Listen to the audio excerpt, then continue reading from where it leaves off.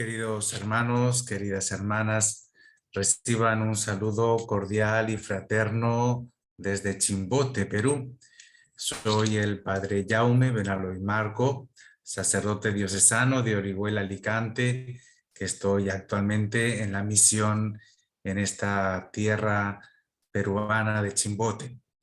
Quiero agradecer la invitación que la Cátedra Francisco Palau, ampliada este año y durante estos meses, me hace compartir con ustedes esta ponencia titulada La belleza de la vocación sacerdotal en la Iglesia.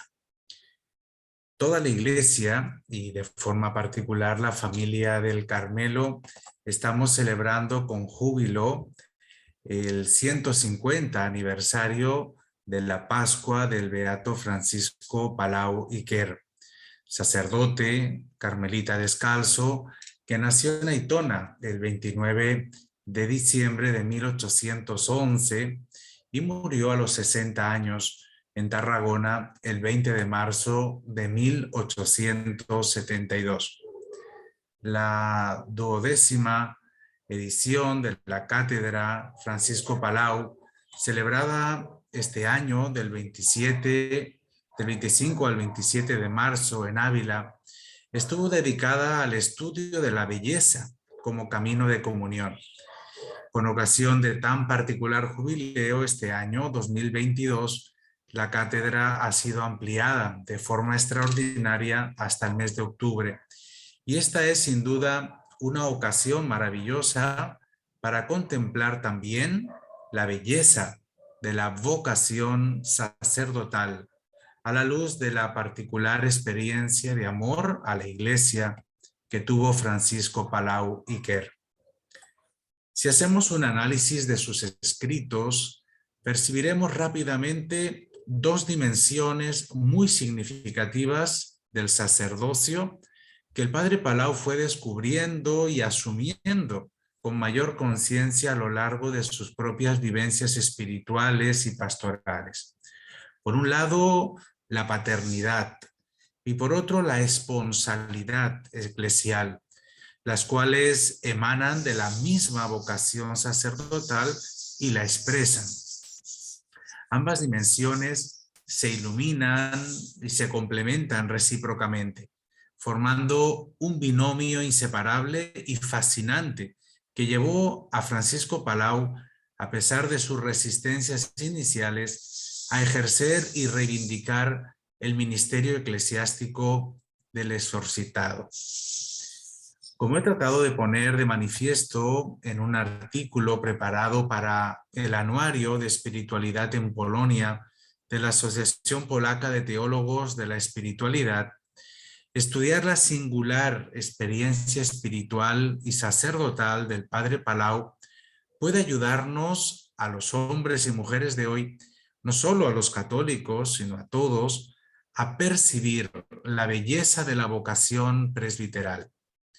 Frente a una sociedad que minusvalora o incluso rechaza el sacerdocio, generalizando injustamente las debilidades, los pecados y los delitos de una minoría de presbíteros, la experiencia sacerdotal del padre Palau nos invita a renovar la confianza en el ministerio sacerdotal y pedir con esperanza al Dios que sigue llamando que envíe verdaderos padres espirituales y esposos fieles de la Iglesia que se entreguen a su cuidado con amor solícito y diligente, defendiéndola y liberándola de todo mal. Comencemos pues por contemplar la belleza de toda vocación en la Iglesia, para luego pasar a contemplar la belleza de la vocación sacerdotal en particular a través del ministerio y los escritos de Francisco Palau. Comenzamos con la belleza de la vocación.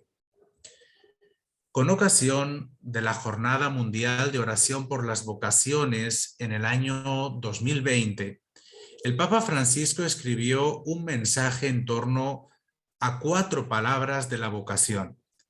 Estas palabras eran gratitud, ánimo, fatiga y alabanza. Inspirado en estas hermosas consideraciones, con el padre Francisco Palau, me atrevo a tomar la pluma para pasar contigo un rato de conversación espiritual sobre la vocación. Así lo hacía él en la carta 19. ¿Para qué? Para contemplar la belleza de todas y cada una de las vocaciones en la Iglesia. Aún a riesgo de proponer una síntesis demasiado apresurada, podríamos resumir la concepción palautiana de la vocación también en 4 palabras, las 4 declinadas siempre en voz pasiva: amado, llamado, enviado y entregado. Comencemos por la primera, amado. No hay vocación sin amor. Ser llamado implica ser amado. Si Dios nos llama es porque nos ama. En realidad nosotros amamos porque Él nos amó primero, insiste San Juan en su carta. Las vocaciones son por ende expresión del amor de Dios por su pueblo. Porque nos ama, quiere contar con nosotros para llevar adelante su obra salvadora. Porque nos ama, confía en todos sin excepción, a pesar de nuestras mediocridades e infidelidades. Porque nos ama, solo espera una respuesta de amor. Así lo experimentó Pedro, a orillas del lago de Tiberíades, cuando se reencontró por primera vez con el Cristo crucificado, resucitado, tras su triple negación. Una pregunta por 3 veces formulada: Simón, hijo de Juan, ¿me amas? Si no hay amor, se esfuma toda posibilidad de ser enviado como pastor de su rebaño. Por otro lado, la vocación que nace del amor es un llamado al amor. El amado ha de convertirse en amante. Podríamos afirmar que existe una vocación universal al amor. Sí, la vocación primera y fundamental es al amor. Todos los bautizados somos llamados a ser amados amantes. Y este es el mandamiento principal y primero. Es la flor de la caridad que nos invita a ofrecer el Padre Palau en el mes de María, con el amor de Dios, con el que el Padre ama al Hijo, el Hijo nos ama a nosotros y con este mismo amor nosotros hemos de corresponder. Este origen amoroso de toda vocación lo describe el Padre Palau de forma bellísima en Mis relaciones con la Iglesia. Dice así: llevada del amor para con los hijos de los hombres, he venido a ti, te he llamado a la soledad, y allí yo, visible a ti por fe, te he revelado mi belleza y mi amor. Dios, al criar mi corazón, sopló en él, y su soplo fue una ley que le impuso, y esa ley me dice: amarás. Mi corazón fue fabricado por la mano de Dios para amar y ser amado, y solo se vive de amor. Así lo recuerda también Padre Palau a las Marías de Ciudadela. Os escribo, dice él, sobre los 2 puntos cardinales que abraza vuestra vocación, y son el amor de Dios y el amor de los prójimos. En realidad, el Padre Palau parte de una certeza antropológica. Vuestro corazón ha sido fabricado para amar y para amar a Él solo. Y ama y busca a su amado con sed rabiosa. El amado os ama con amor eterno, puro, leal, constante.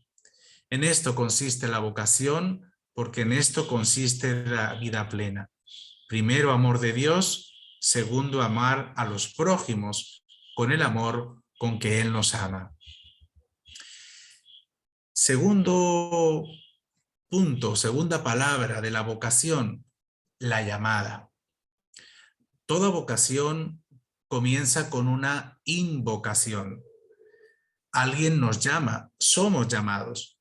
Uno no puede llamarse a sí mismo, sino que escucha su propio nombre en los labios del otro con mayúsculas, que es Dios. En la vocación, en realidad, somos invocados por Dios. Es Él quien misteriosamente toma la iniciativa y nos llama por nuestro nombre para consagrarnos y enviarnos a una misión. La vocación, por tanto, es siempre una iniciativa divina que espera una respuesta generosa y libre, pero nunca forzada. Lo enseñó Jesús explícitamente. No me han elegido ustedes a mí, sino que yo los he elegido a ustedes y los he destinado para que vayan y den fruto y que su fruto permanezca. Francisco Palau es consciente de esta misteriosa llamada de Dios y así lo registra en su diario espiritual. Si yo no te llamara y buscándote no te hubiera llamado y llamándote no te hubiese ya hallado, ahora no me buscaras porque no me conocerías. Amada mía, dice en otro lugar, tú me has llamado, estoy aquí.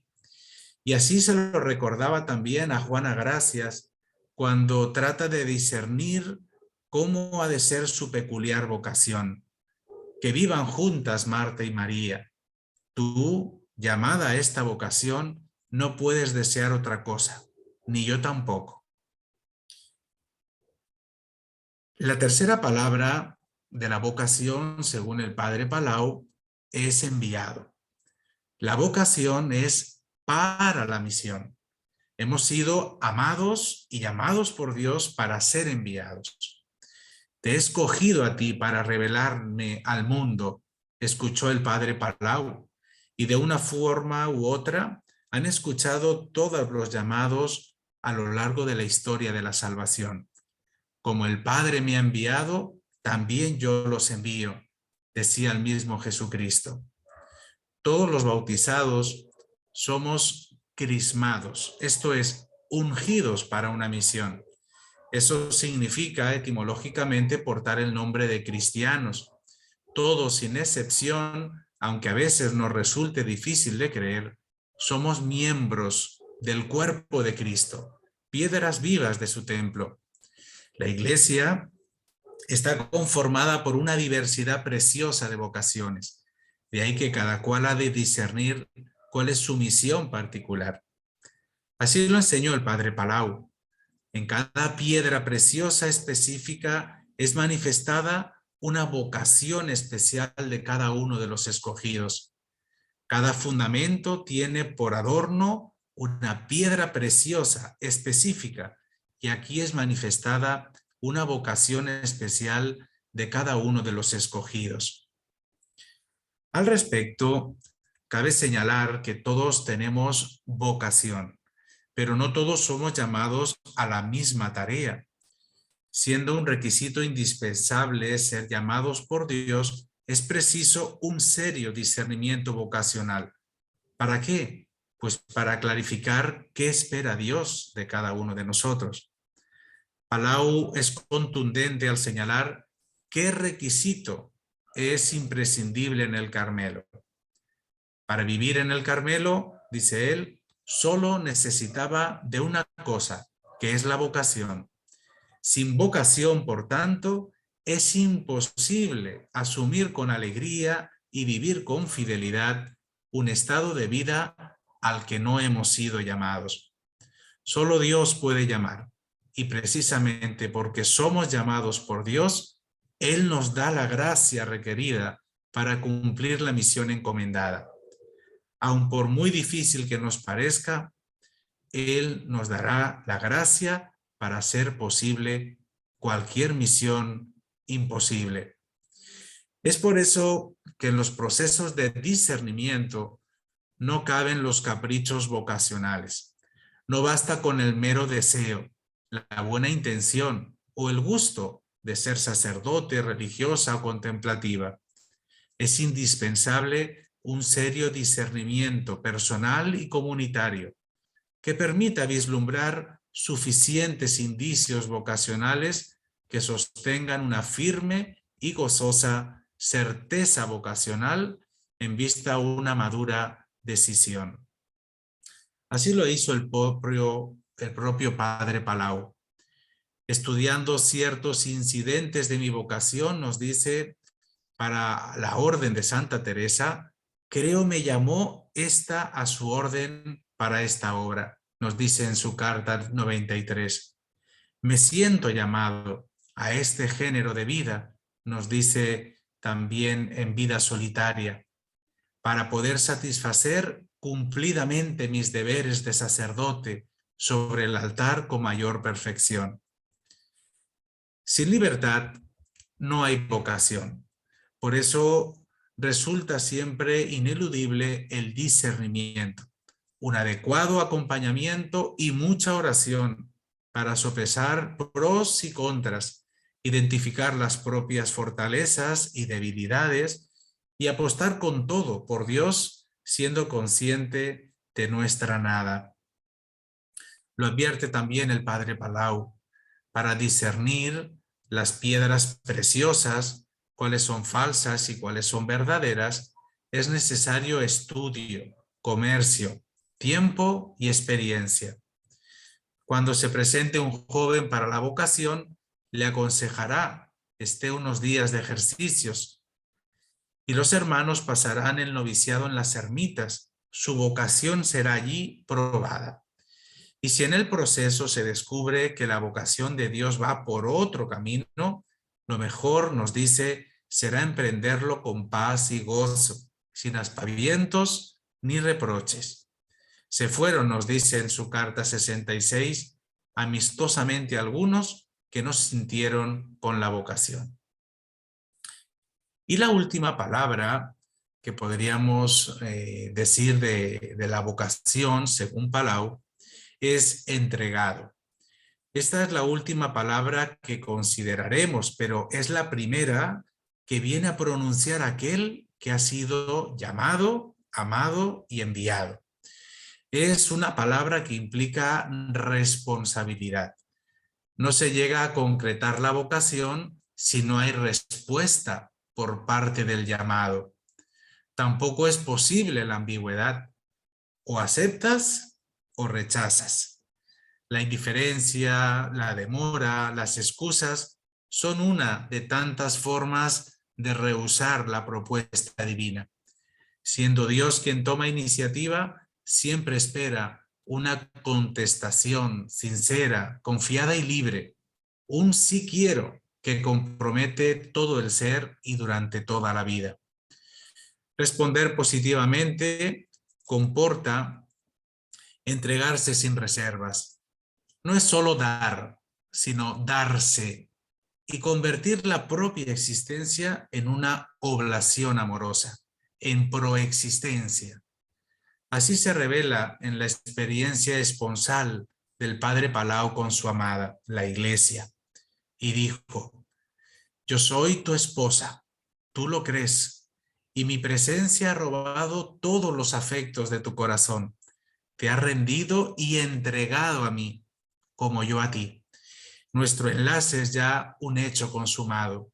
Yo soy toda tuya y tú todo mío. De aquí que la vocación es reconocida como don inmerecido que uno debe agradecer. Lo vamos a profundizar más adelante, pero a la vez como tarea comprometedora que requiere donación total, fidelidad, perseverancia, a sabiendas de que éstas solo se alcanzarán si somos auxiliados por la gracia de Dios. Es por ello que el padre Palau, en el mes de María, al presentar la flor de Jacinto, se propone, se resuelve y se obliga a ser agradecido a Dios. ¿Por qué? Por los beneficios de la creación, de la redención y de la vocación y demás que recibo cada día. El que ha sido llamado por Dios no puede dejar de reconocer con gratitud que ha sido escogido indignamente y ha recibido un don inmerecido que le sobrepasa y al mismo tiempo le da sentido y plenitud de vida. Gracias, decimos en cada Eucaristía. Gracias, Señor, porque nos haces dignos de seguirte y de servirte en tu presencia. En una bella carta dirigida a Juana Gracias, el padre Palau reflexiona sobre la importancia de la fidelidad a la vocación recibida, así como de la necesidad de la divina gracia para poder perseverar en ella. La transcribo porque no tiene desperdicio. Es de tu interés espiritual que yo sea fiel, fidelísimo a Dios, que oiga y ponga en práctica sus órdenes y consejos y que marche según la vocación y por los caminos que Él quiere abrirme. Para que la dirección sea buena, son necesarias estas dos cosas: que yo sea fiel a Dios, siguiendo sus inspiraciones en todo lo relativo a mi salud espiritual, y que tú seas también fiel a su vocación. Sin esa fidelidad no hay dirección espiritual, en su lugar habría divorcio. Por mi parte, haré todo cuanto pueda para perseverar unido con Dios. Ya no espero nada de mí mismo, pero lo espero todo de su divina gracia. Queda claro, por tanto, que para perseverar en la vocación habrá que poner todo de nuestra parte, pero confiando en que nos basta con su gracia para poderlo lograr. En otras cartas, el padre Palau nos muestra cuánto alegra su corazón comprobar la fidelidad y perseverancia de sus hijas espirituales. Por la correspondencia nos dice: sé con gran satisfacción mía que perseveráis en la vocación. Por el contrario, la infidelidad y abandono serán motivo de desazón y tristeza en su alma. Bien sabe que en medio de las dificultades y pruebas, solo la oración insistente da el fruto de la fidelidad. Una sola cosa puedes hacer, y en una sola cosa ayudarme, y es en orar con instancia a Dios y a su Madre, pidiendo que nos dirija por allá donde plazca a la majestad divina. Unida tú por vocación y disposición divina a mi carro, nada más te resta que hacer sino seguir. Por lo que toca a nuestra vocación, Dios no nos dejará sin luz y dirección, nos dice en la carta 48.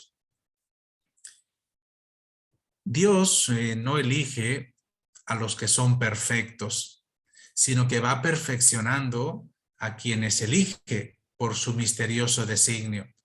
Por eso, para que la imagen viva de Dios fuese perfectamente representada, nos dice Palau, comunica a los escogidos sus infinitas perfecciones.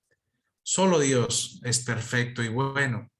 Los que hemos sido llamados por amor de Dios y hemos entregado nuestras vidas para ser enviados a la misión que Él nos encomienda, solo podemos expresar con humildad y gratitud: aquí estoy porque me has llamado, como dijo aquel joven Samuel, o como el profeta Isaías: heme aquí, envíame. Con similares términos lo pronunció el padre Palau en lo alto del monte, aquella mañana del 4 de noviembre de 1866, en conversación con su amada. Amada mía, tú me has llamado, estoy aquí. Y tras renovar su fe en el misterio de la redención, fue enviado a la misión. Así como lo crees, así será. Sigue luchando en el altar con la justicia divina a favor de la salvación del mundo, hasta que vea rendido al pie de la cruz a Satán. En este breve diálogo de mis relaciones entre Palau y su cosa amada, podemos identificar estas 4 dimensiones que hemos considerado sobre la vocación en los escritos del padre Francisco Palau. Segundo punto: la belleza de la vocación sacerdotal en la Iglesia. Tras contemplar con Francisco Palau la belleza de todas y cada una de las vocaciones que brotan del amor de Dios en la Iglesia para el servicio del mundo, nos detendremos ahora a contemplar la belleza de la vocación sacerdotal, como expresión de la belleza misma de la Iglesia que tanto fascinó a Francisco Palau. El teólogo Ángel Cordovilla Pérez, profesor de la Universidad Pontificia de Comillas, pronunció una ponencia en el año 2016 con el título La belleza de ser sacerdote en la cultura actual. Sostiene él que con el término belleza queremos subrayar la gracia de ser sacerdote. Insiste en esto de la gracia de ser, como un don previo a nuestra decisión personal. Es la alegría que supone ser llamado por el Señor a este ministerio, antes que las decisiones y opciones morales que conlleva. No porque haya que ocultar este deber ser o imperativo que nace del don recibido, sino porque hay que ponerlo en su justa relación. De ahí nos dice que la belleza de ser sacerdote se muestra ante todo en el contraste que resulta de la confluencia entre el don de Dios, que es dado de una vez para siempre en el sacramento del orden, y la fragilidad humana de la existencia concreta del sacerdote, que va siéndolo a lo largo de toda su vida. Su belleza no está en aparecer ante el mundo desde una santidad y perfección separada del resto de los mortales, sino en la docilidad al Espíritu de Dios que va conformando en la ambigüedad y paradoja de nuestra vida la imagen de Jesucristo. Por esta razón, cuando hablamos de la belleza de ser sacerdote, aparece a la vez su gracia y su cruz, su gloria y su peso, su atractivo y su extrañeza, tanto para el sujeto que lo vive como para la sociedad y la cultura que lo rodea. Remito a la lectura de este artículo para contemplar en el sacerdocio la belleza de ser discípulo, la belleza de ser un apóstol, la belleza de ser un hermano y finalmente, pero no menos importante y esencial, la belleza de ser un hombre. Todo esto hace bello el ser sacerdote en la cultura actual. Y desde esta perspectiva podemos acercarnos ahora a contemplar la belleza de ser sacerdote a través del ministerio sacerdotal y de los escritos del padre Francisco Palau, presentando brevemente algunas consideraciones más significativas de su espiritualidad sacerdotal. Para una mayor profundización, los invito a que puedan revisar el artículo preparado por mí, el sacerdote como padre y esposo de la Iglesia, en el Padre Palau, en la revista de Teología Espiritual de Polonia. Un primer punto, la dignidad inmerecida de ser sacerdote. Generalmente se ha subrayado en Francisco Palau su condición de religioso carmelita descalzo. Y está bien, él mismo manifestó que cuando sus superiores le anunciaron que debía ordenarse, jamás, dice él, me parece aceptar el sacerdocio si me hubieran asegurado que debería vivir como sacerdote secular. Pues a mi parecer nunca sentí esta vocación, y si consentí en ser sacerdote, fue bajo la firme persuasión de que esta dignidad en modo alguno no me alejaría de mi profesión religiosa. Esta confesión sobre su vocación sacerdotal y su amor a la profesión religiosa la encontramos en Vida solitaria. Y así fue. Tuvo que vivir de forma inesperada, exclaustrado del convento del Carmelo de Barcelona por las circunstancias históricas y sociales que le tocaron vivir, y que, sin embargo, quedó impregnado para siempre en su vida el hábito carmelita, porque estaba convencido, como ya hemos dicho anteriormente, de que para vivir en el Carmelo solo necesitaba una cosa, que es la vocación.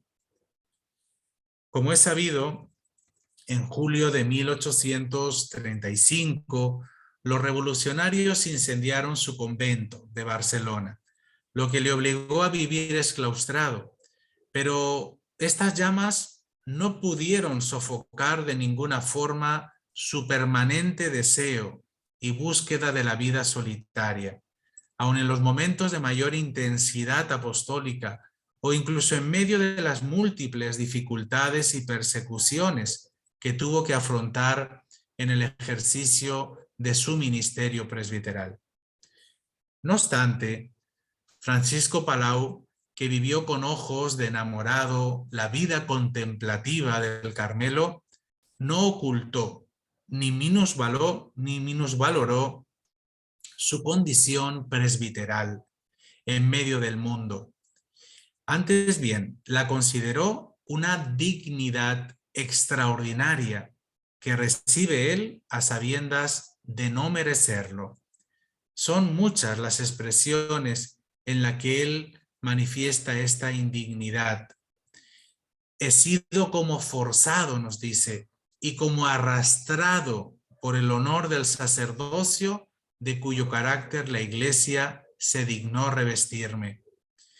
Él es consciente de su indignidad personal frente al don del ministerio recibido y no lo oculta ni a sus fieles, ni a la reina Isabel, ni a su cosa amada que es la Iglesia. Él una y otra vez no tiene la menor duda y humildemente lo reconoce que no es digno de ejercer las funciones del sacerdocio. Pero con esta misma rotundidad, Francisco Palau proclama la dignidad y la grandeza de los sacerdotes en la sociedad y en la Iglesia, por ser, dice él, sus más caros hijos, subrayando además la necesidad del sacerdocio para su sostenimiento. Sin sacerdotes está cerca el fin de la Iglesia. Dice él, quitemos los sacerdotes sin meter ruido y acabados los sacerdotes, hemos concluido con la Iglesia de Jesucristo. Se ve en él un sincero amor a la Iglesia que lo lleva al reconocimiento y aprecio al sacerdocio, pero sin caer en clericalismos ni privilegios de carácter clerical. Con apenas 24 años, el 2 de abril de 1836 fue ordenado sacerdote en la Catedral de Barbastro, por imposición de manos del obispo de la diócesis, Monseñor Santiago Fort y Puig. Este día su vida cambió para siempre y marcó un nuevo rumbo a su amada vocación de carmelita descalzo. Los acontecimientos sociales y políticos habían trastocado sus planes, pero no hicieron variar en lo más mínimo su consagración religiosa y la mantendrá presente y viva en el mismo ejercicio de su ministerio presbiteral del cual se considera indigno. Desde bien joven, Palau es consciente de la trascendencia y dignidad de la ordenación sacerdotal y manifiesta: habiéndome la Iglesia por ministerio de uno de sus pastores impuesto las manos sobre mi cabeza, el Espíritu del Señor, que vivifica ese cuerpo moral, la Iglesia, me mudó en otro hombre, a saber, en uno de sus ministros, en uno de sus representantes sobre el altar, en sacerdote del Altísimo. Y tras haber presenciado el incendio de su convento, se truncó su deseo de vivir en el Carmelo y asumió durante 2 años, con generosa y desprendida dedicación, una intensa actividad pastoral en su parroquia natal, en Aitona, como un desafío que no había previsto inicialmente, pero que lo asumió con verdadera fidelidad y decisión.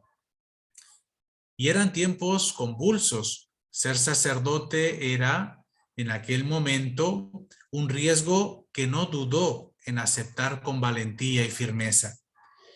Y no tardaron en llegar las incomprensiones, las persecuciones, las calumnias, que fueron una constante en su vida ministerial. Y por poner un ejemplo, una de tantas calumnias, se debió a que jamás admitió por el trabajo parroquial una limosna.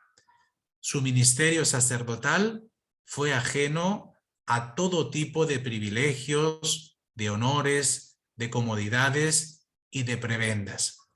De la gratuidad, ¿no? De la gratitud, perdón, de la vocación recibida, quiso vivir gratuitamente y entregarse gratuitamente al servicio del sacerdocio. Un segundo aspecto que quisiera destacar en el padre Palau, en su espiritualidad sacerdotal, es la belleza de ser sacerdote, esposo de la Iglesia. Para el padre Palau, el sacramento del orden concede al que lo recibe una dimensión esponsal que está muy por encima de su propia conducta y méritos personales. Como sacerdote, me representas en la Iglesia, el sacerdocio de mi esposo, le dice la cosa amada al padre Palau. Esta unión se ve estrechada cada día sacramentalmente en la celebración de la Eucaristía. Aquí se consuma sacramentalmente el matrimonio espiritual. De esta forma, en la vida y espiritualidad del padre Palau, contemplamos la consagración sacerdotal como un desposorio espiritual y la Eucaristía como sacramento de verdadera renovación de esta esponsalidad del sacerdocio ministerial. Nos dice en mis relaciones, los sacerdotes, todos, en el día de la ordenación, son entregados a mí por el Padre Celestial. El sacerdote es desde el día de la ordenación esposo mío. He aquí uno de los aportes más significativos del Beato Palau a la espiritualidad sacerdotal, realzando un aspecto fundamental y en parte olvidado de la rica tradición teológica y espiritual de la Iglesia, configurado en Cristo, esposo de la Iglesia. Por el sacramento del orden, el sacerdote está llamado a vivir y servir con entrega generosa y fiel a la Iglesia, esposa de Cristo. Y en ese sentido, cabe subrayar la profunda estima que tiene el padre Palau a la Eucaristía, porque manifiesta esta pasión por la Iglesia.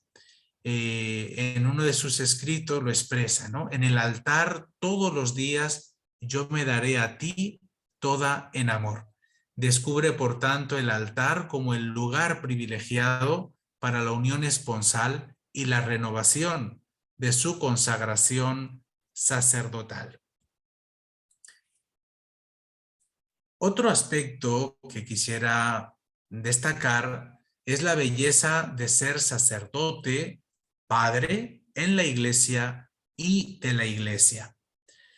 Junto al carácter esponsal que acabamos de recordar, la paternidad espiritual conforman el binomio de la espiritualidad sacerdotal de Francisco Palau. En su personal itinerario espiritual descubrió que ser padre y esposo de la Iglesia constituye su más profunda identidad y misión sacerdotal. No obstante, a los 40 años su encuentro íntimo con su cosa amada mientras predicaba en la Catedral de Ciudadela, en Menorca, en el año 1860, marcará su vida y dará una mayor profundidad a su forma de entender el ministerio sacerdotal y su propia misión. Él mismo lo describe a modo de confesión autobiográfica. Llegada la hora de la función, mientras subía al púlpito, oí la voz del Padre que me dijo: bendice a mi amada hija y tu hija. El concurso de la gente era muy grande. Yo no comprendía, nos dice, sino muy en confuso cómo podía ser yo padre en la iglesia y de la iglesia. Lo creía posible, porque es cosa muy en uso llamarnos padre. Y desde aquel día principié a invocarla a la iglesia y a llamarla hija de mi amado Padre. Así nos lo relata esta experiencia tan importante en su vida, en el que se descubrió padre en la iglesia y de la iglesia.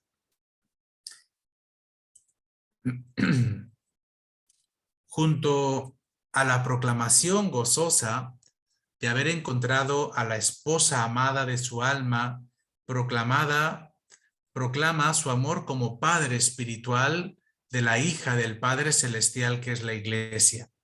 Y he aquí como muestra una de las más bellas páginas de este diálogo amoroso entre Francisco y la Iglesia. Nos dice: eres tú, oh Iglesia Santa, mi cosa amada. Eres tú el objeto único de mis amores. Mi corazón fue creado para amarte, ahí le tienes, tuyo es, te ama. ¿Me amas?, le pregunta la cosa amada. Tú sabes que te amo, responde Palau, y ya que me haces, hija mía, esta pregunta, recibe de nuevo un acto de amor. Sí, te amo, y te amo porque tú has robado mi corazón. Venga el cáliz, ora sea dulce, ora sea amargo. Venga, yo lo voy a beber. El Padre Celestial me la ha dado por hija, y desde entonces yo debo cumplir para con ella mis deberes de padre. Si he de juzgar de mi amor para contigo por lo que peno y sufro por ti, mucho debo amarte, porque sufro mucho por ti. Si me amas, responde la Iglesia, cuida de mí. Mis intereses sean tus intereses y mi gloria sea tu gloria. Pues bien, como vemos, el Padre Palau reconoce como un don de Dios Padre, la revelación de la Iglesia como hija del Padre, y su ministerio sacerdotal lo redescubre en clave de amor y de cuidado paternal. Esta paternidad espiritual del sacerdote es, por tanto, un deber recibido como don gratuito y a la vez tarea ineludible de servicio que brota y es expresión de amor generoso y fiel. Bien, pues llegado a este punto, quisiera, a modo de conclusiones finales, en primer lugar, destacar que a través del estudio del ministerio sacerdotal y de los escritos del beato Francisco Palau, podemos renovar nuestra confianza en que Dios ama y llama también hoy, como ayer, a hombres y mujeres para enviarlos en su nombre y con su gracia, respetando siempre su libertad y esperando una entrega confiada y generosa, fruto del amor. Dios sigue llamando, porque nos sigue amando y sigue confiándonos su obra de salvación. En realidad, hemos de decir que no hay crisis de vocaciones, porque Dios sigue llamando, sino más bien lo que hay es miedo, miedo a escucharlo y miedo a entregarse sin reservas al servicio de Dios y de los prójimos.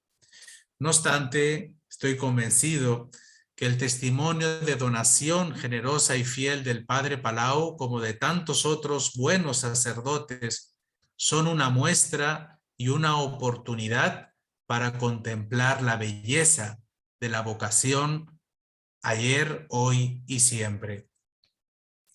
En segundo lugar, podemos contemplar que desde su configuración con Cristo, cada sacerdote está llamado, como nos decía el Padre Palau, a ser padre y pastor, cabeza y esposo de la Iglesia y en la Iglesia.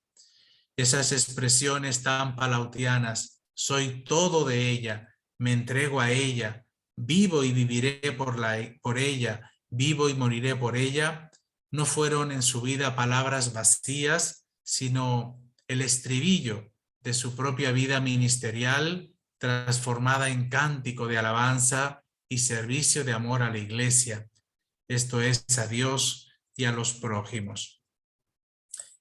En tercer lugar, de esta experiencia espiritual y pastoral de Francisco Palau, podemos también concluir que la esponsalidad y la paternidad del sacerdocio son dos caras de una misma medalla. Ser padre y esposo de la Iglesia y en la Iglesia van íntimamente unidos en la identidad y ministerio sacerdotal. Palau se descubrió padre en la Iglesia y de la Iglesia al ser esposo de Cristo por la ordenación sacerdotal. Y desde estas claves orientó su rica creatividad pastoral y desde ahí podemos entender mejor otros aspectos de su vida sacerdotal, a la vez que se puede convertir hoy en un referente de espiritualidad sacerdotal para los presbíteros de este momento, de este siglo, y un modelo de vida que puede despertar inquietudes vocacionales en nuestra vida. No podemos despedirnos sin recordar una de tantas certezas palautianas que nos llenan de esperanza y al mismo tiempo nos desinstalan para, con ánimo alegre y creatividad, promover una cultura vocacional y orar siempre por las vocaciones. Reconoce el Padre Palau que en la Iglesia de Jesucristo ha habido siempre y siempre habrá sacerdotes llamados por el Espíritu del Señor para emplearse en el ministerio de la predicación. Dios es fiel y siempre cumplirá su promesa de enviar pastores a su pueblo según su corazón, como nos recordaba Jeremías. Él hace su parte y seguirá llamando y convocando. A nosotros nos corresponde acoger los pedidos de Jesús a los discípulos. Velen y oren sin desfallecer. Pidan y se les dará. Pidan al dueño de la mies que envíe obreros a su mies. Oremos pues sin desfallecer, para que muchos jóvenes acojan confiadamente el llamado de Jesús, sin temor al compromiso, con gratitud y valentía, ofreciendo sus vidas como una alabanza a Dios y a los prójimos. Oremos pues con esperanza al dueño de la viña, porque no puede faltar el vino nuevo en el banquete de bodas de nuestra cosa amada. Y finalmente sugiero algunas preguntas para que tratemos de responderlas, bien sea de forma personal o comunitaria. En 1870, el Padre Palau, necesitado de vocaciones, le pidió a Juana Gracias que viera en el país de Barbastro, dice él, si había vocaciones. Así lo pide en la carta 138. Hoy también nos vuelve a consultar a nosotros el Padre Palau. ¿Cómo va en el tuyo? ¿Cuántas vocaciones han surgido en tu familia, en tu parroquia, en tu comunidad cristiana? Las vocaciones son el mejor barómetro para medir la vitalidad de nuestras comunidades cristianas. ¿Están vivas o solo sobreviven? Nos va la vida en ello. Mostrar la belleza de la vocación y de forma particular de la vocación sacerdotal es hoy y será siempre una cuestión vital y de impostergable urgencia para la Iglesia Santa, nuestra cosa amada. Queridos hermanos y hermanas, muchas gracias por su atención y quedamos unidos siempre en la misión y en la oración por las vocaciones.